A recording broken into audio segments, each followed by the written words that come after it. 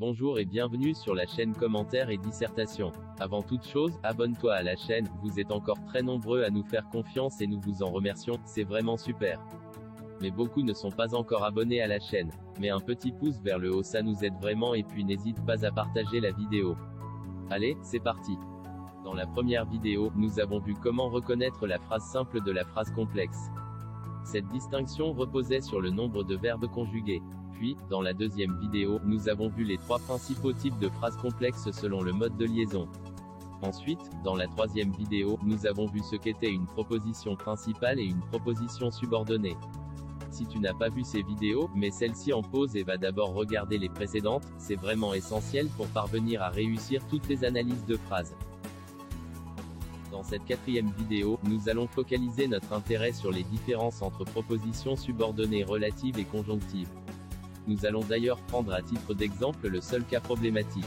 Pour cela, reste bien jusqu'à la fin de la vidéo. Nous verrons dans les prochaines vidéos qu'il est, dans toutes les autres situations, facile de distinguer une relative d'une conjonctive. Entrons tout de suite dans le vif du sujet. Commençons, une fois encore, par observer une phrase assez facile. 1. Il veut que tu restes. Nous recherchons, comme d'habitude, le nombre de verbes conjugués pour en déduire le nombre de propositions. Ce qui nous permettra également de savoir si la phrase est simple ou complexe. Nous constatons alors l'emploi de deux verbes conjugués, vouloir ainsi que rester. Nous pouvons isoler les deux propositions, il veut, puis, que tu restes. Évidemment, le subordonnant, que, nous aide à effectuer ce découpage. Ainsi, nous sommes face à une phrase complexe. Ensuite, nous pouvons distinguer la proposition principale, il veut, de la proposition subordonnée, que tu restes. Maintenant, nous sommes confrontés au seul cas problématique. En effet, chaque subordonnant appartient à une seule liste, soit les pronoms relatifs soit les conjonctions de subordination. Si tu ne connais pas ces deux listes, va voir dans la description de la vidéo, nous te mettons un lien. Comment savoir si que est un pronom relatif ou une conjonction de subordination? C'est très facile, tu vas voir. Il te suffit de regarder la nature du mot qui est devant. Si le mot devant que est un nom, alors que est un pronom relatif. Si devant que il y a un verbe, alors que est une conjonction de subordination. Or, dans notre exemple, nous sommes confrontés au second cas de figure puisque nous l'avons dit tout à l'heure, vouloir est un verbe. Donc que est une conjonction de subordination. Cette information est importante car elle nous permet de compléter la nature de la proposition subordonnée, c'est une subordonnée conjonctive. Reste ensuite à trouver la fonction de la subordonnée par rapport à la proposition principale. Rien de plus simple, revenons à la principale. Qui est-ce qui veut? Il. Donc il est sujet. Il veut quoi? Que tu restes. Donc si la proposition répond à la question « quoi?», elle est COD de la principale. On parle alors de conjonctive complétive. Une fois encore, il faut que tu connaisses les différentes questions à poser pour trouver les fonctions. Si une vidéo sur les natures et fonctions peut t'intéresser, mets un petit commentaire pour nous le dire. Allez, on continue avec la nature et la fonction du subordonnant justement.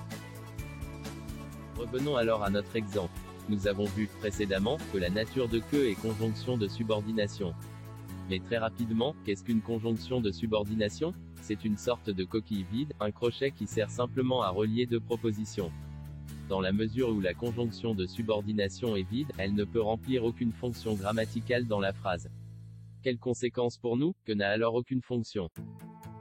Passons à notre deuxième exemple, le film, que nous avons vu hier, était formidable.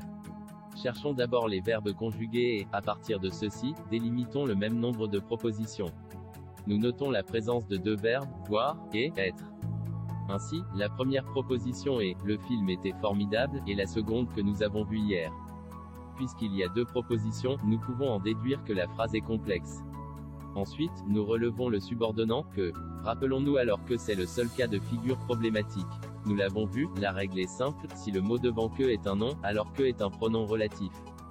Si devant que il y a un verbe, alors que est une conjonction de subordination. Or, dans notre exemple, film est un nom. Nous sommes donc, cette fois-ci, dans le premier cas de figure. Autrement dit, dans cette phrase, que est un pronom relatif. Alors, la première proposition, le film était formidable, est la principale. Quant à la seconde proposition, que nous avons vue hier, c'est une subordonnée relative puisque nous avons vu juste auparavant que le subordonnant est un pronom relatif. Voilà, la question de la nature est réglée. Reste la question de la fonction. D'abord, celle de la proposition subordonnée. On voit bien qu'elle pourrait être retirée mais on perdrait des informations sur le nom qui précède. Sa fonction est donc complément de l'antécédent, film. Enfin, la fonction du pronom relatif au sein de la proposition subordonnée. Rappelons que le pronom que remplace film. La proposition équivaut donc à nous avons vu le film hier. Quelle est la fonction de film? Nous avons vu quoi? Le film est donc COD du verbe voir. Nous arrivons au terme de 4e épisode de la playlist sur la phrase simple et la phrase complexe. Tu vois, ce n'était pas si difficile. Merci d'avoir regardé cette vidéo. Partage-la, like-la, commente-la. Tu peux retrouver toute la fiche de cours sur notre site commentaires et dissertation.fr.